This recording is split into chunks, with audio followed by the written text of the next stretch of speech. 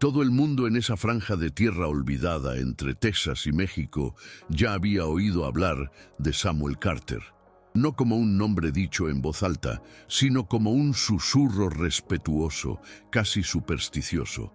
Algunos lo llamaban el silencioso, otros simplemente evitaban hablar de él. Vivía solo en un rancho reseco por el sol, rodeado de alambrado oxidado, una camioneta antigua cubierta de polvo y un perro que parecía más lobo que compañero. Samuel tenía 63 años cuando todo sucedió y hacía casi 15 que no empuñaba un arma. Lo que pocos sabían era el motivo.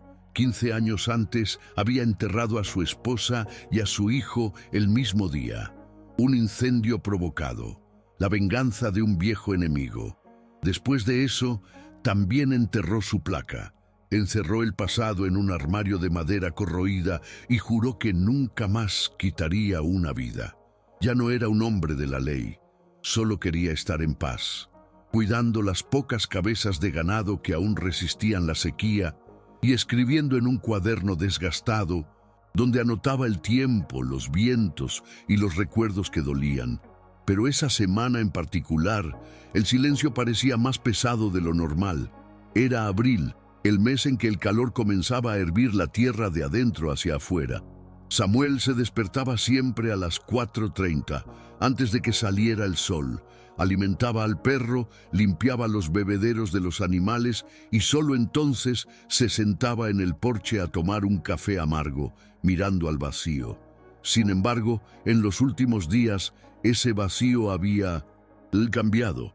Hubo una noche en la que oyó disparos a lo lejos, provenientes de la dirección del poblado de las Piedras. Al principio pensó que se trataba de algún borracho armado o de una disputa de tierras, pero los sonidos se repitieron, más fuertes, más cercanos.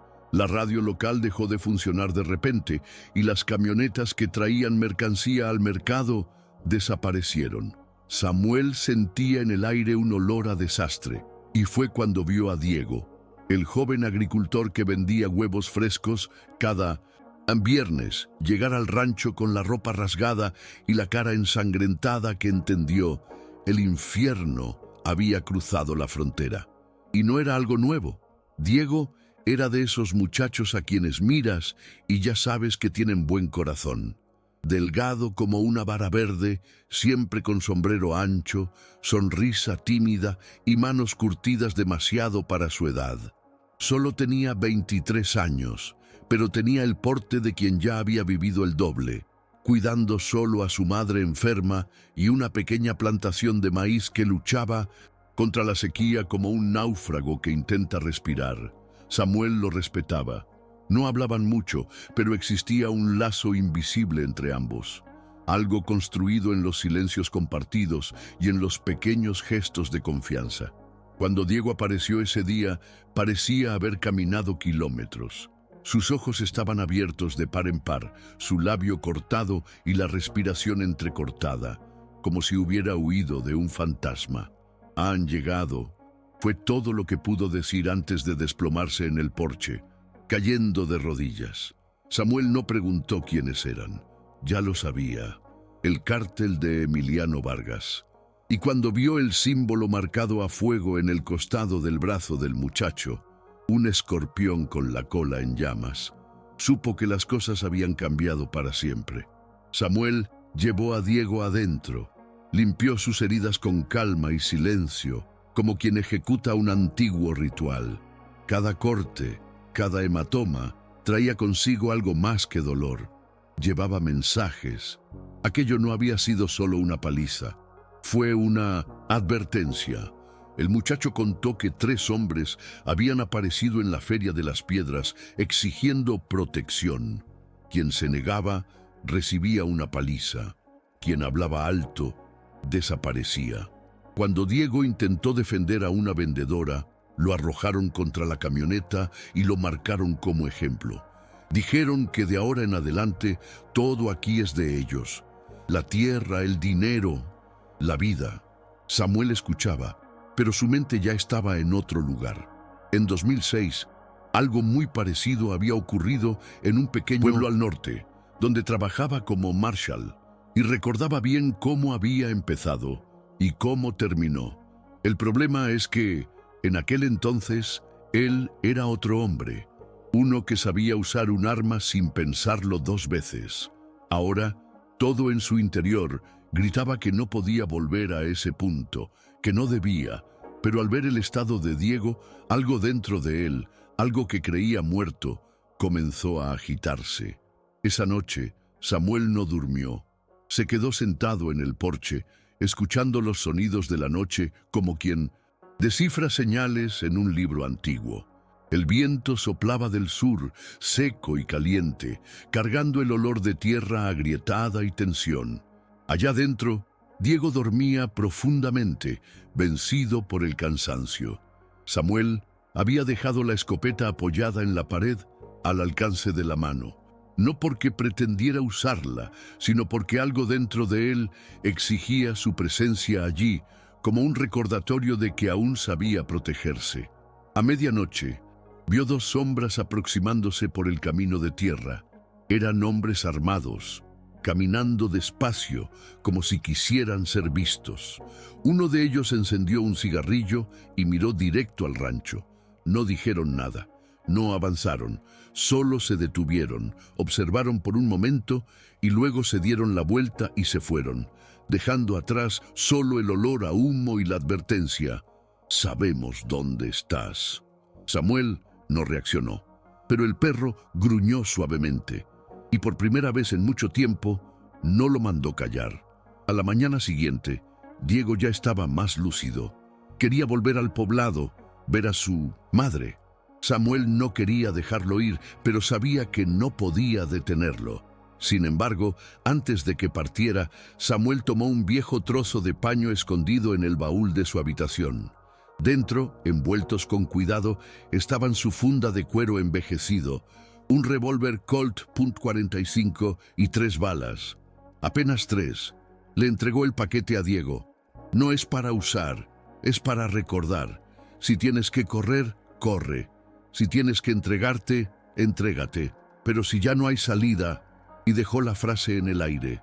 Diego entendió. Partió montado en la camioneta que apenas arrancaba, dejando atrás una nube de polvo y preocupación.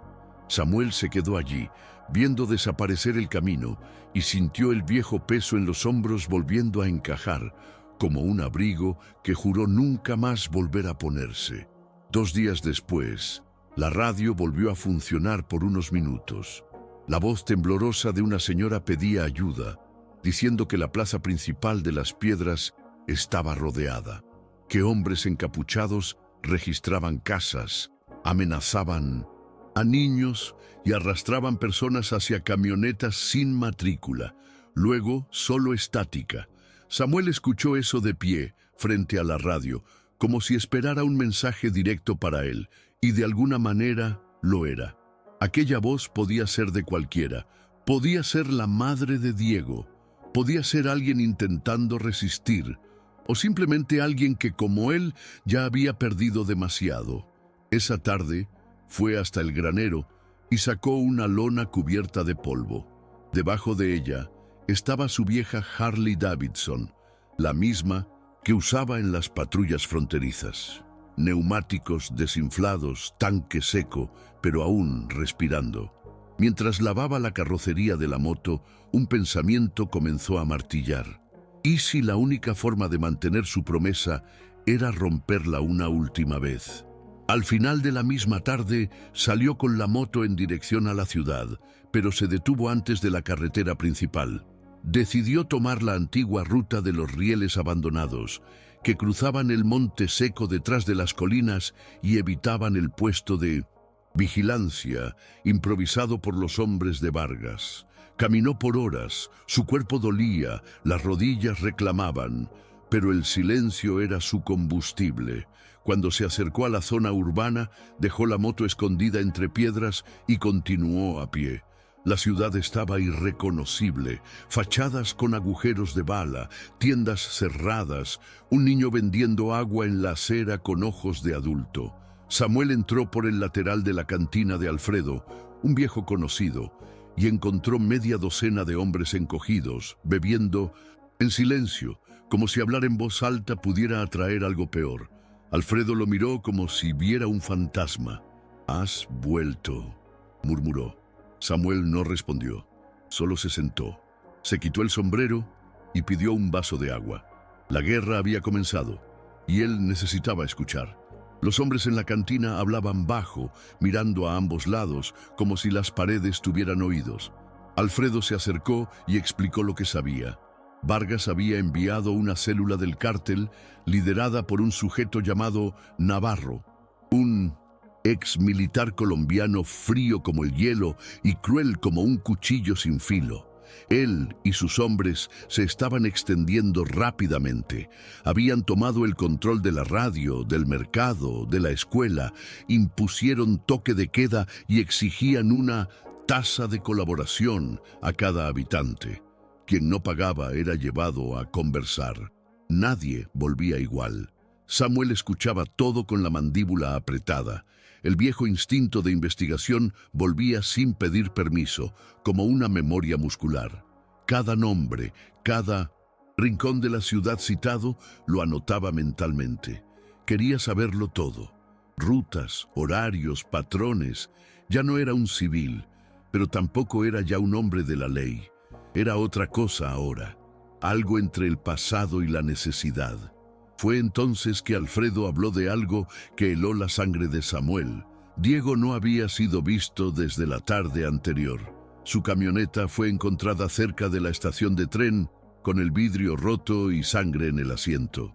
Su madre, que sufría de diabetes, estaba sola en casa, vigilada por dos hombres armados. Samuel no dijo nada. Solo se levantó, sacó una moneda del bolsillo y la dejó sobre el mostrador. Un gesto de antaño. Alfredo entendió. Iba a actuar. Salió de la cantina por la puerta trasera, tomó un atajo por la casa de un viejo herrero que aún le debía favores y consiguió una escopeta calibre 12 y un chaleco táctico viejo, manchado de grasa y polvo. No iba a matar, pero tampoco iba a morir en vano. La noche se acercaba, y con ella el momento de Samuel de cruzar la línea entre la promesa hecha a los muertos y la deuda que ahora tenía con los vivos. Samuel se movió como en los viejos tiempos, con calma, precisión y silencio.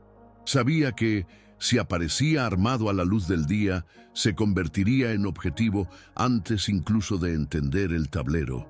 Por eso esperó a que la oscuridad se adueñara de las calles y solo entonces se acercó a la casa de la madre de Diego. La residencia era sencilla, de ladrillo visto, con un porche de madera casi derrumbándose. Dos hombres estaban afuera, apoyados en una camioneta, riendo a carcajadas mientras bebían cerveza caliente. Uno de ellos sostenía una ametralladora colgada al hombro. El otro mascaba tabaco y escupía en el suelo. Samuel observó detrás de un muro, calculando distancias, evaluando la luz del farol más cercano y el ruido del vecindario. El plan no era disparar, era asustar, mostrar que allí, en esa tierra, el miedo también podía cambiar de bando. Con un movimiento rápido, Samuel lanzó una vieja botella contra un contenedor metálico del otro lado de la calle. El estruendo resonó como un disparo. Los dos hombres se dieron la vuelta al mismo tiempo, confundidos, apuntando en la dirección equivocada. Fue el tiempo que Samuel necesitó para acercarse sigilosamente por detrás. Un golpe seco con la culata de la escopeta derribó al primero. El segundo intentó reaccionar, pero recibió una patada que lo lanzó contra el capó de la camioneta. Sin disparar un tiro, Samuel los inmovilizó, los ató con pisos hilos del mismo portón de la casa y los dejó inconscientes dentro del baúl. La madre de Diego, asustada, lloraba en silencio. Samuel entró, calmó a la señora con voz baja y firme y dejó sobre la mesa una radio portátil y un papel con instrucciones escritas a mano. Quédese encerrada, no habrá a nadie que no diga la palabra perseverancia. Ella asintió y él partió nuevamente, desapareciendo en la oscuridad como una sombra que se niega a morir. A la mañana siguiente, la noticia de que 2 hombres del cártel habían sido encontrados inconscientes y atados se extendió como fuego en campo seco. Nadie sabía quién lo había hecho, pero todo el mundo tenía una sospecha. Algunos susurraban el nombre El Silencioso, con una mezcla de miedo y esperanza. Otros decían que era mentira, que ese hombre había muerto hace mucho tiempo y que era solo invención de borrachos de cantina. Pero las miradas empezaron a cambiar. Donde antes solo había resignación, ahora surgía duda. Tal vez todavía hubiera salida. Tal vez no estaban tan solos. Samuel, por su parte, se escondía en el viejo granero abandonado de la familia Suárez, donde montó una pequeña base improvisada. Tenía un mapa de la ciudad, binoculares oxidados, una botella de agua tibia y una convicción creciente. Necesitaba descubrir dónde estaban reteniendo a Diego. Esa tarde logró interceptar una conversación entre 2 sicarios en un callejón detrás de la tienda de repuestos. Hablaban de un rehén testarudo que había sido llevado a uno de los galpones del lado norte de la ciudad, cerca del Chatarreo. Samuel conocía el lugar. Era un depósito abandonado, construido en los años 80 y que sirvió por un tiempo como refugio para inmigrantes ilegales antes de caer en el olvido. Era espacioso, mal iluminado y con solo 2 salidas. Un lugar fácil de entrar, pero difícil de salir. Sabía que ir solo sería suicidio, pero esperar demasiado podía costarle la vida a Diego. Entonces decidió que necesitaría causar una distracción, algo lo suficientemente grande como para hacer que los hombres de Vargas salieran del escondite, aunque fuera por poco tiempo. Fue hasta la gasolinera más cercana, compró 2 botellas de combustible y pasó el resto de la tarde armando cócteles Molotov con trapos viejos y botellas de cerveza. Por la noche, el caos comenzaría. La noche cayó densa, sin luna, con ese tipo de oscuridad que lo traga todo alrededor. Samuel se movía entre las sombras como un depredador silencioso, llevando 2 botellas en llamas en una bolsa de tela. Llegó hasta una de las rutas de suministro del cártel, una camioneta parada cerca de la antigua gasolinera, usada para distribuir armas y comida entre los hombres de Vargas. Con movimientos precisos, encendió los 2 cócteles, lanzó uno contra el motor del vehículo y otro contra los tambores de aceite apilados a un lado. La explosión no fue enorme, pero fue lo suficientemente ruidosa como para causar pánico. Gritos, correría, luces encendiéndose en 1900. Las casas vecinas. Exactamente lo que quería. Mientras la mitad de los hombres del galpón se desplazaba para verificar el incendio, Samuel ya se deslizaba por el lateral del depósito con una palanca en mano. Forzó una ventana lateral. Entró y siguió por el interior en la oscuridad, escuchando pasos apresurados y voces exaltadas del exterior. El tiempo era corto, muy corto. Dentro del galpón el aire era pesado. Olía a óxido, sudor y miedo. Las paredes metálicas amplificaban cada sonido, por lo que cada paso que daba era medido con extrema precaución. Detrás de una cortina improvisada, hecha con una lona rota, encontró a Diego atado a una silla, con el rostro hinchado y los ojos semicerrados de tanto recibir golpes. Aún respiraba. Al verlo, intentó sonreír, pero solo logró mover un rincón de la boca. Samuel sacó una navaja del bolsillo y cortó las cuerdas. «¿Creíste que te iba a dejar aquí?», dijo en tono casi ronco. Diego intentó levantarse, pero cayó. Entonces Samuel lo cargó a cuestas, del mismo modo en que solía cargar sacos de pienso en los tiempos del rancho. Al salir, fue sorprendido por uno de los vigilantes que había regresado. El hombre sacó una pistola, pero Samuel fue más rápido. Le disparó en la pierna, en un punto específico, solo para incapacitarlo. No quería muertes, pero a partir de ahí supo que toda la ciudad sabría que el silencioso había vuelto y que venía con cuentas por saldar.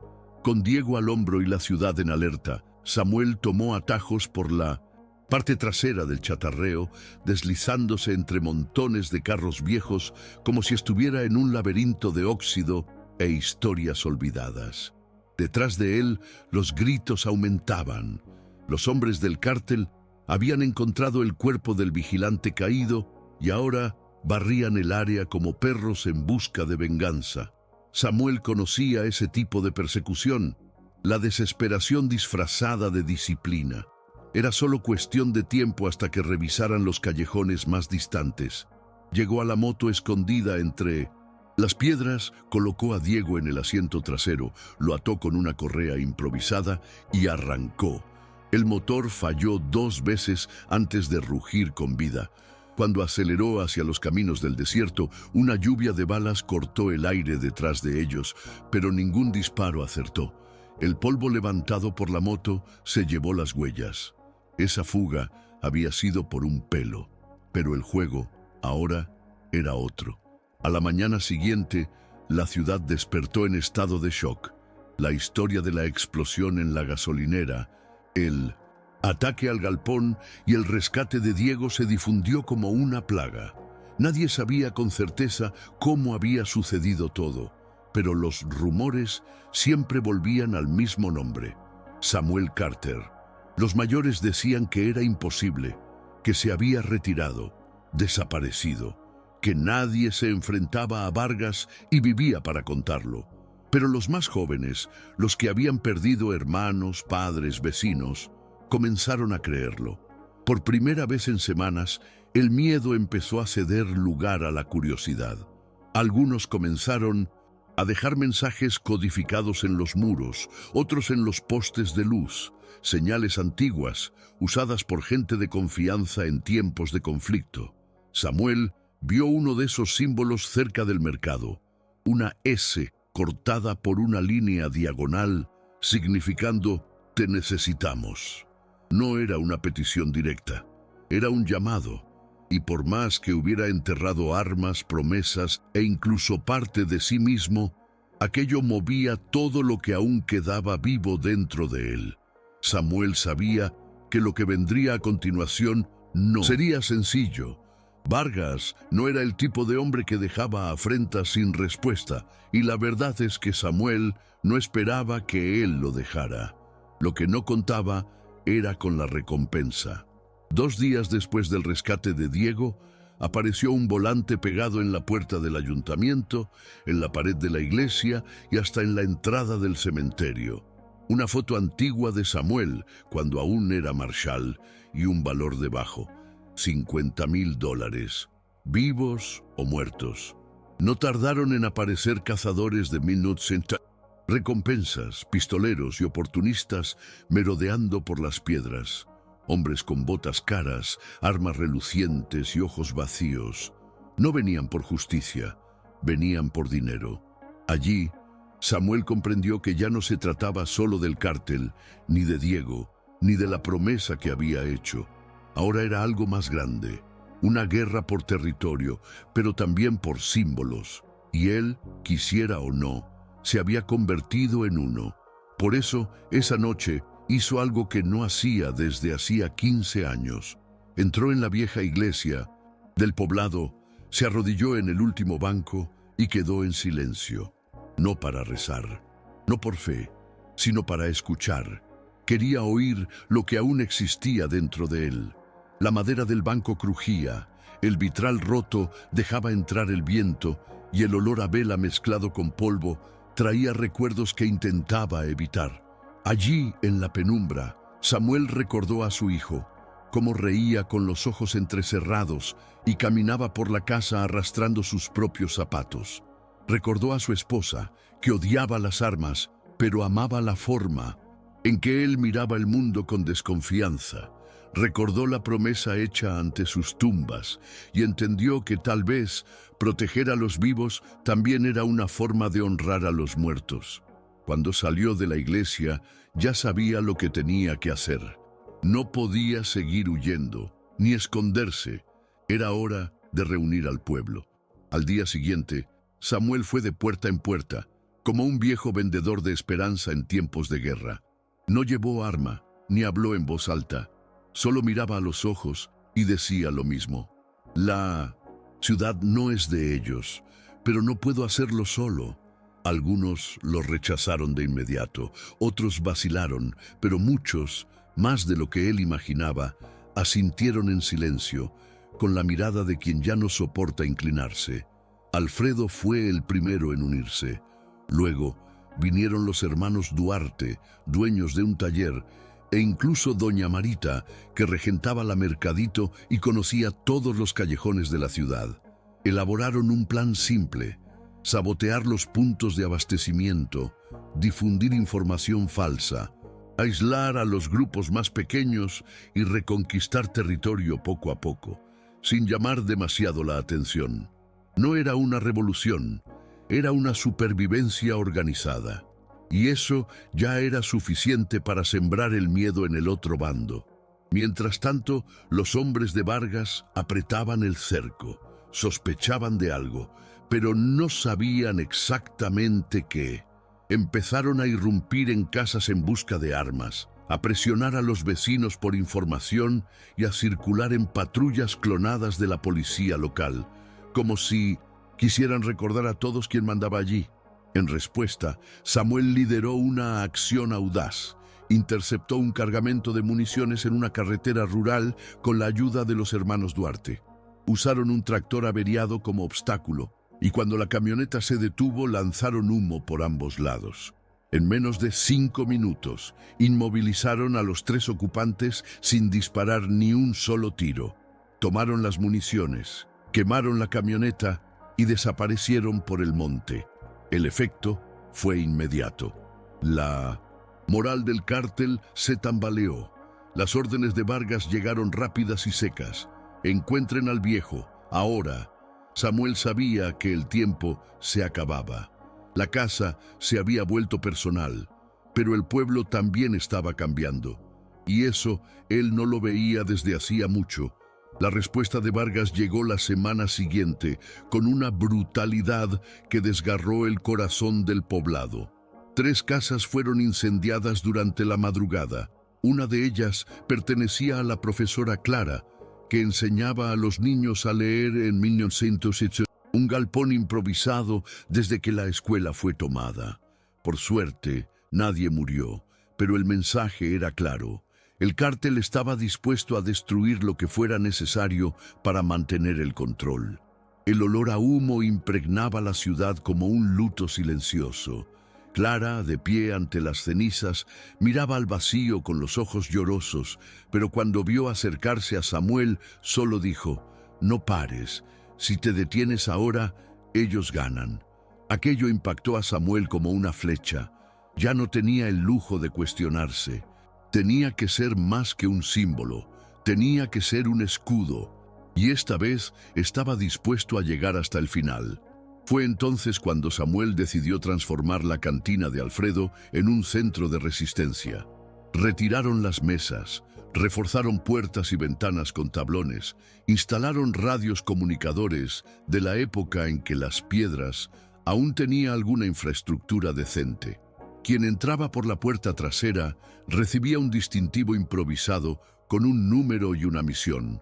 No importaba si era vigilar un callejón, entregar mensajes o llevar agua a las casas vigiladas. Cada uno hacía su parte. Incluso los adolescentes participaron usando bicicletas para circular más rápido con información. Era como si la ciudad hubiera despertado de un letargo, guiada por la firmeza silenciosa de un viejo que nunca pidió nada, pero lo entregaba todo. Samuel observaba todo con atención. No era un líder tradicional, no daba discursos, pero su sola presencia bastaba para mantener la llama encendida. Y en 1909, el fondo sabía, el enfrentamiento final se estaba gestando, y sería dentro de ese mismo edificio que ahora servía de cuartel. La movilización en torno a la cantina aumentó. Espías del cártel intentaron infiltrarse disfrazados de vecinos, pero fueron descubiertos por los mismos jóvenes del poblado que ya sabían identificar quién era de verdad y quién solo fingía. Uno de ellos, un chico de 12 años llamado Nico, notó que uno de los hombres llevaba botas demasiado caras para alguien que decía estar pidiendo comida. Samuel quedó impresionado por la percepción del niño. No lo elogió, pero le puso la mano en el hombro con firmeza. Eso fue suficiente. Mientras tanto, Alfredo monitoreaba la frecuencia de la radio del cártel y descubrió que Vargas se acercaba a la ciudad, personalmente. Eso lo cambió todo. El jefe del cártel nunca aparecía. Siempre enviaba intermediarios. Pero ahora él venía. Y si venía, era porque quería ver a Samuel muerto con sus propios ojos. Eso ya no era solo negocio, era personal. Y cuando el enemigo desciende del trono es porque sabe que el trono está amenazado. En la víspera de la llegada de Vargas, Samuel reunió al grupo en el sótano de la cantina. El aire allí era sofocante, olía a sudor, aceite y tensión. Había unas 30 personas, agricultores, mecánicos, comerciantes, jóvenes, ancianos. Todos lo miraban como si esperaran una orden final. Pero Samuel, fiel a su forma, no dio discurso alguno. Solo extendió un mapa de la ciudad sobre la mesa. Señaló los puntos de entrada, los callejones estratégicos y las posibles rutas de escape. Designó posiciones, reforzó los dispositivos no letales, trampas de humo, resorteras con clavos de goma, cohetes para desorientar. Y luego, cuando todo estaba claro, dijo solo una frase: protéjanse entre ustedes. Si tienen que correr, corran, pero si pueden quedarse, quédense. Nadie salió. Esa noche no durmieron. Permanecieron alerta, cada uno en su rincón, esperando el momento en que su destino se encontrara con el del hombre que creían capaz de comprar el miedo. El sol ni había salido cuando llegaron los primeros carros del cártel. Eran negros, con cristales polarizados, motores ruidosos, avanzando lentamente como si quisieran que todos lo vieran. La gente observaba desde las ventanas, respirando miedo y resistencia. En el centro de la plaza, el más grande de los carros se detuvo. De él salió Emiliano Vargas. Vestía traje claro, lentes oscuros y un reloj de oro que parecía fuera de lugar en ese escenario árido. Era más joven de lo que Samuel esperaba, pero en sus ojos se notaba el mismo vacío que él había visto antes, el de quien cree que el mundo está hecho para ser poseído por la fuerza. A su lado, 4 guardaespaldas armados con fusiles de uso restringido. Samuel lo observaba todo desde lo alto de la cantina, con binoculares cubiertos de polvo. Cuando vio a Vargas bajar y caminar por la plaza como si fuera el dueño del lugar, supo que la hora había llegado. La guerra ahora tenía rostro.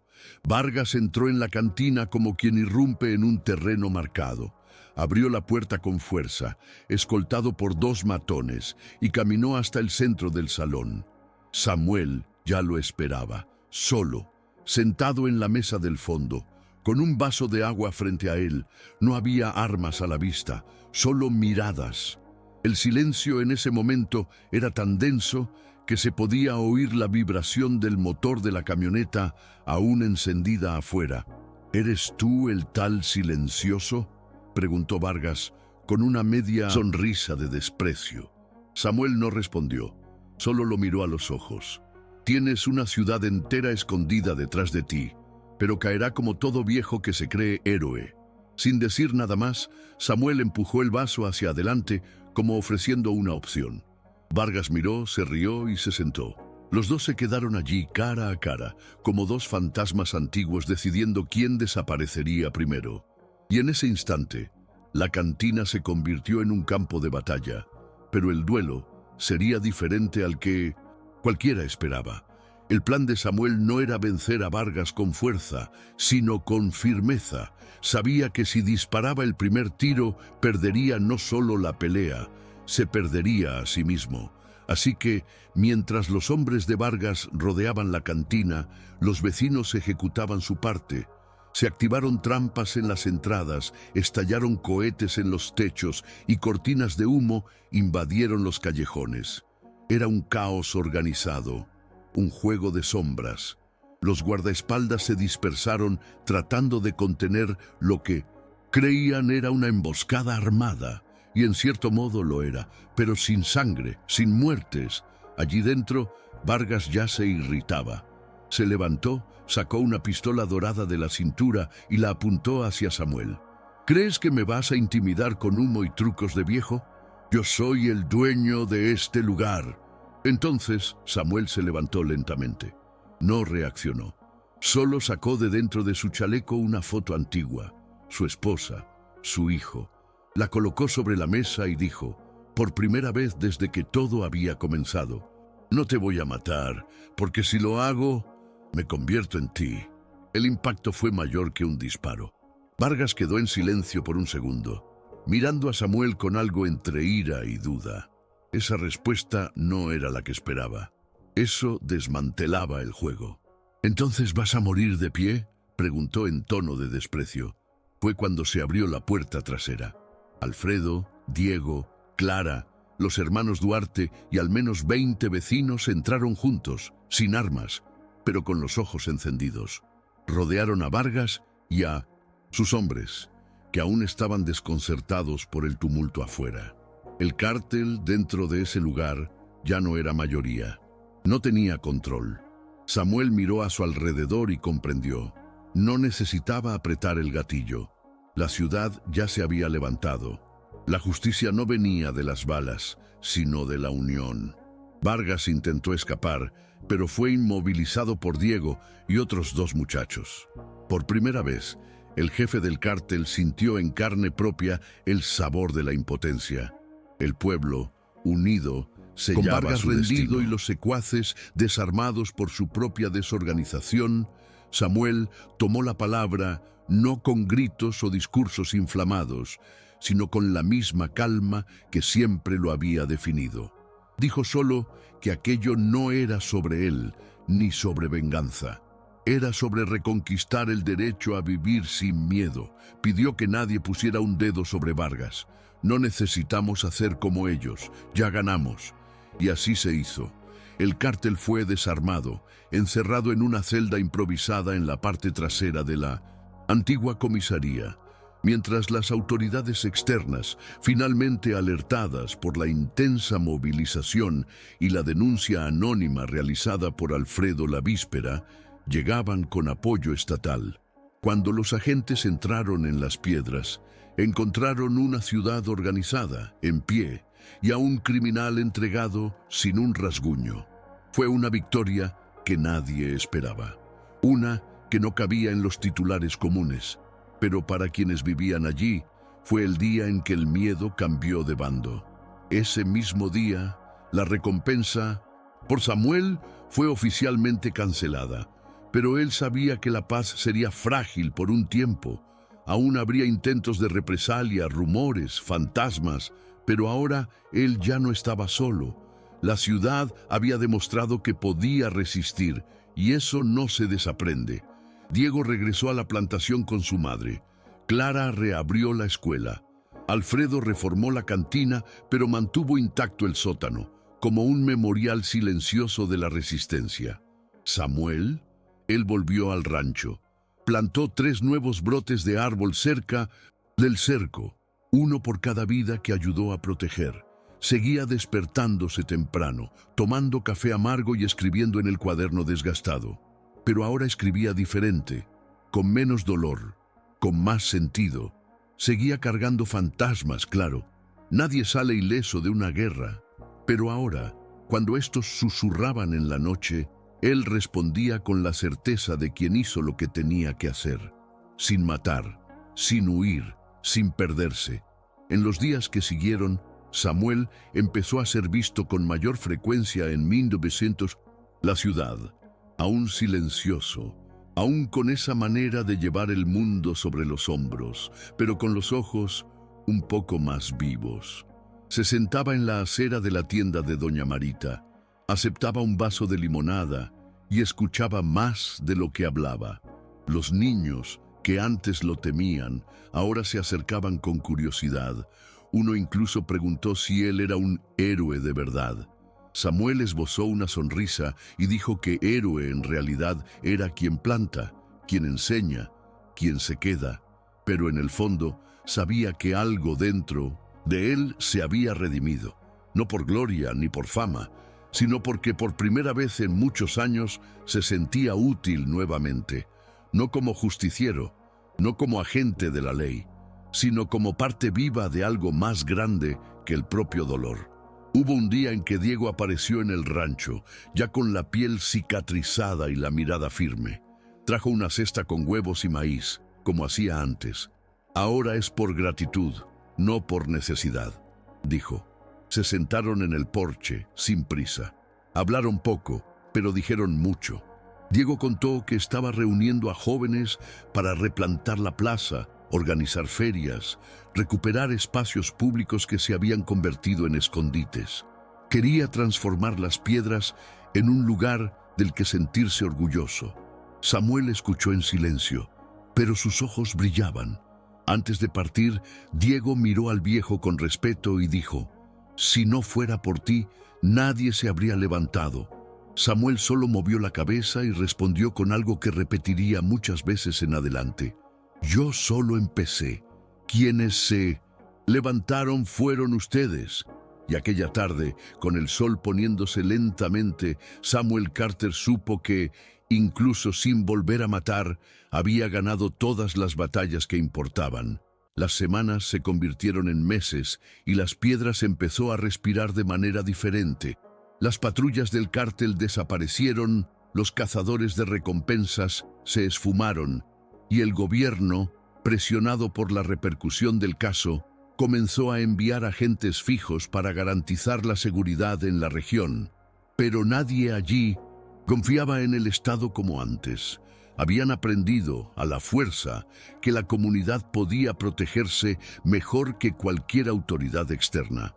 Samuel seguía su ritmo tranquilo, pero con un detalle nuevo. De vez en cuando, dejaba el rancho para visitar la escuela o sentarse en la plaza junto a Clara.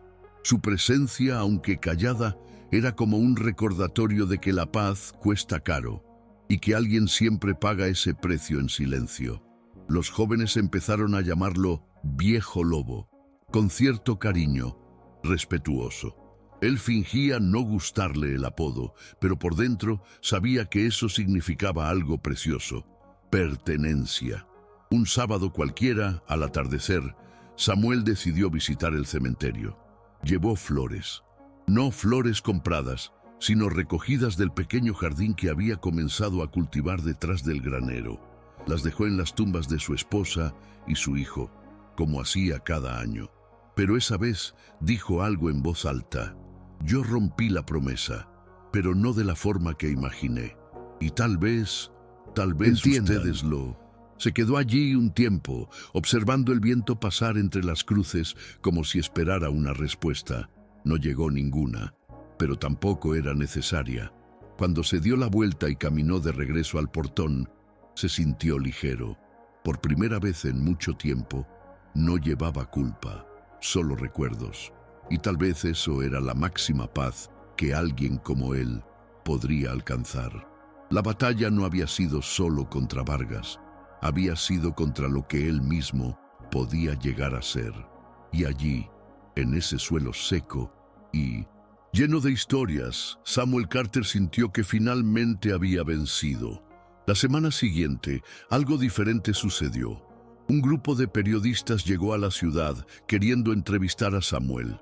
La historia de las piedras se había difundido, había llenado los titulares, se había convertido en materia de noticiero nacional. Querían saber cómo un viejo exmarshal, sin apoyo oficial, había logrado liderar una resistencia tan eficaz sin derramar sangre. Samuel se negó. Dijo solo: «Escriban sobre un pueblo. Ellos fueron quienes lo hicieron. Los reporteros insistieron, tomaron fotos, preguntaron sobre la recompensa, sobre Vargas, sobre el pasado. Samuel no respondió nada. Se quitó el sombrero, caminó hasta el galpón donde Diego y otros organizaban víveres para una nueva feria local y se fue a ayudar a apilar sacos de arroz. La fama nunca había sido parte del plan, y él sabía bien que, cuando se mira demasiado el foco, la sombra regresa sigilosamente. Ya había pasado por eso una vez, y no caería de nuevo. Con el tiempo, la presencia de Samuel se convirtió en una especie de leyenda viva, pero él nunca alimentó esa fama. Se le veía ayudando en silencio, reparando cercas, enseñando a los muchachos a arreglar cerraduras, marcando caminos con piedras, como si preparara la ciudad para el futuro sin decirlo. Un día, Nico, el chico astuto de las botas caras, preguntó si él volvería a ser marshal. Samuel se rió, lo cual era raro, y dijo: «Hay cosas que, cuando uno las deja, Siempre. es para...». Pero luego añadió: «Hay otras que se llevan hasta el final, para bien o para mal». Y era eso. Había dejado el uniforme, la placa, el arma, pero no la responsabilidad. Y tal vez eso era ser un verdadero justiciero, no quien dispara primero, sino quien se queda hasta el final, garantizando que nadie tenga que disparar de nuevo. Las piedras estaban en pie, y Samuel, aunque estuviera a lo lejos, seguía cuidando, como quien atiende una fogata encendida en una tierra de viento fuerte. Las memorias del enfrentamiento con Vargas volvían a veces, especialmente en las madrugadas más silenciosas, cuando el viento hacía que las tejas del rancho crujieran como pasos en el techo. Samuel se despertaba, miraba en la oscuridad y respiraba hondo hasta que su corazón se calmaba. No era miedo, era memoria, y la memoria, sabía, no se borra, se aprende a convivir con ella. Ciertas cicatrices no duelen, pero recuerdan, y él aceptaba eso, no con tristeza, sino con madurez. La diferencia entre quien sobrevive y quien solo resiste está en cómo se maneja lo que queda. Y Samuel ahora era alguien que vivía, que aún llevando sombras, también llevaba raíces, nombres, rostros. Cada niño corriendo por la calle, cada feria organizada, cada conversación en la acera era prueba de que aquella lucha había valido la pena, aunque nunca lo dijera en voz alta. Fue en una tarde templada cuando Diego apareció de nuevo en el rancho, esta vez con una propuesta diferente. Estaba organizando un consejo comunitario de seguridad, con representantes de barrios, comerciantes, educadores y voluntarios. Quería que Samuel fuera el mentor, no un jefe ni un líder visible, solo alguien que orientara. Samuel escuchó con atención, tomó un sorbo de su café tibio y respondió con la calma de siempre: «Ustedes no me necesitan para eso, solo tienen que recordar lo que hicieron». Diego insistió, pero Samuel no cedió. En cambio, ofreció algo más sutil. Abrió el cajón de la vieja mesa del porche y le su cuaderno desgastado, aquel en el que escribía sobre el tiempo, el viento, los días. Hay cosas ahí que quizás ayuden, y si no ayudan, rástralas. Diego tomó el cuaderno como quien recibe algo valioso, y en ese simple gesto, Samuel transmitió más que consejos. Pasó la antorcha. En ese cuaderno, Diego encontró más que anotaciones sobre el clima y la rutina. Había registros detallados de los movimientos del cártel, mapas improvisados, observaciones sobre el comportamiento humano, pero también desahogos, páginas en las que Samuel escribía para nadie, o tal vez para sí mismo. Hablaba de culpa, duelo, ira y redención, de lo difícil que era mantenerse entero cuando todo a tu alrededor se derrumba. Diego leyó en silencio, página tras página, y empezó a entender que aquel viejo solitario no era solo fuerza, también era fragilidad llevada con dignidad. Las palabras sirvieron de guía, pero también de espejo. Inspiraron reuniones más humanas, decisiones más justas. Lo supiera que Samuel, parte del contenido se convirtió en la base de un pequeño manual distribuido entre los miembros del consejo. Un manual sin título, sin firma, pero todo el mundo sabía de dónde venía. Cierta mañana, Diego regresó al rancho con el manual impreso en las manos e intentó entregárselo al viejo. Samuel, al leer las primeras líneas, movió la cabeza y dijo: «Ustedes deberían haberlo firmado con sus nombres. Esto es obra colectiva». Diego se rió. «Pero sin ti, ni siquiera habríamos empezado». Samuel no respondió. Solo dobló el papel, lo metió en el bolsillo de su camisa y volvió a cuidar el corral. Esa respuesta lo decía todo. No necesitaba homenajes. No quería una placa con su nombre grabado. Lo que le importaba era lo que seguía en pie.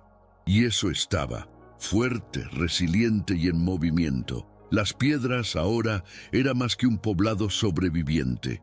Era una tierra donde quienes no tenían voz habían aprendido a hablar, donde quienes tenían miedo aprendieron a enfrentar, y donde un viejo, silencioso, sin matar a nadie, había reavivado el coraje de un pueblo entero. En un día cualquiera de esos sin prisa, Samuel fue hasta la antigua estación de tren, desactivada hacía años, donde algunos vecinos hablaban de montar un centro cultural. Se sentó en el desgastado banco de madera y se quedó mirando los rieles oxidados. Pensó en todo lo que había dejado atrás, pero también en todo lo que había decidido enfrentar. Allí, donde antes pasaban mercancías y soldados, ahora niños corrían, lanzando piedras a los rieles, riendo a carcajadas. Un perro flaco dormía a la sombra de una placa caída y un vendedor ambulante ofrecía paletas de poliestireno. La vida sencilla había regresado, no con fiesta ni con euforia, sino con firmeza. Samuel se levantó, se ajustó el sombrero en la cabeza y caminó despacio, como si finalmente estuviera en paz con sus propios pasos. No necesitaba aplausos, solo un suelo firme, y eso lo había conquistado. Esa misma tarde escribió la última entrada en 1900, el cuaderno nuevo que había comenzado después de la guerra. Solo 4 palabras: ellos saben el camino. Lo cerró, lo ató con un trozo de cuero y lo guardó en una caja de madera que mantenía bajo el piso del porche. Luego tomó un balde de agua, lavó sus botas y se quedó allí observando cómo el atardecer se escondía detrás de las montañas. La sombra del pasado aún existía, pero ya no dictaba las reglas. Ahora, quien guiaba era el presente, construido con decisiones difíciles, pero necesarias. No sabía cuánto tiempo le quedaría, pero sabía que, hasta su último día, mantendría ese suelo seguro. Y si algún día volvía la amenaza, el pueblo no necesitaría esperar a un salvador. Ellos mismos sabrían qué hacer, porque Samuel Carter, el hombre que un día fue el silencioso, enseñó a la ciudad la lección más importante. Cuando uno se levanta, muchos aprenden a mantenerse en pie. En los meses siguientes, Samuel empezó a ausentarse por días, yendo a poblados vecinos que también sufrían el rastro de violencia dejado por Vargas y otros como él. No iba como justiciero, ni como líder, iba como consejero. Escuchaba, orientaba, entregaba copias del cuaderno, dejaba pistas. Siempre regresaba al final del día con los ojos cansados, pero tranquilos. La semilla que plantó en las piedras comenzaba a brotar en otras tierras, silenciosa como todo lo que hacía. La ciudad, ahora, era un referente, no por milagro ni por armas, sino por coraje, unión y estrategia. Y Samuel, aunque distante, sabía, allí estaba su legado. No en los disparos que no dio, sino en las vidas que salvó al elegir el camino más difícil, el de no rendirse ante su propia furia. En el aniversario de 1 año de la caída del cártel, la plaza principal fue renombrada. No con su nombre, él lo prohibió, sino con el nombre de un concepto que aprendió a duras penas: Plaza de la Perseverancia. Una palabra que había sido contraseña de seguridad, advertencia de cuidado, y que ahora se convertía en símbolo de resistencia. Samuel, en el fondo de la multitud, observó todo en silencio, y cuando le preguntaron si tenía algo que decir, respondió con un gesto simple. Se quitó el sombrero, miró al pueblo reunido y asintió con respeto. Eso fue suficiente. La historia de El Silencioso ya no era solo suya, era de todos, y como toda buena historia real, terminó donde debía, con un pueblo que aprendió a vivir sin miedo. Si te emocionó esta historia y quieres seguir escuchando relatos así, reales, profundos y llenos de vida, suscríbete al canal. Aquí se cuenta lo que importa, el coraje de quien no necesita superpoder para ser héroe. ¿Y tú? ¿Qué harías en el lugar de Samuel? Comenta y comparte con alguien que necesite recordar que aún existe esperanza.